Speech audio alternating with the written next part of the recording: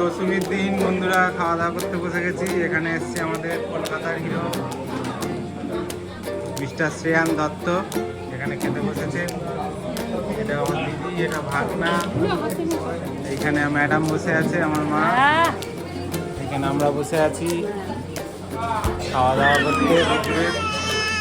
এখানে সব খাওয়া দাওয়া হচ্ছে।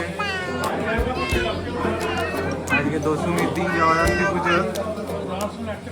কি মেনু আসছে আপনাদের দেখাবো। এখানে মেন হিরো এই যে,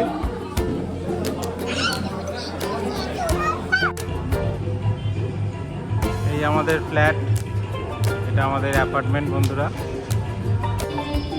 নমস্কার বন্ধুরা, আজ দশমীর সন্ধে।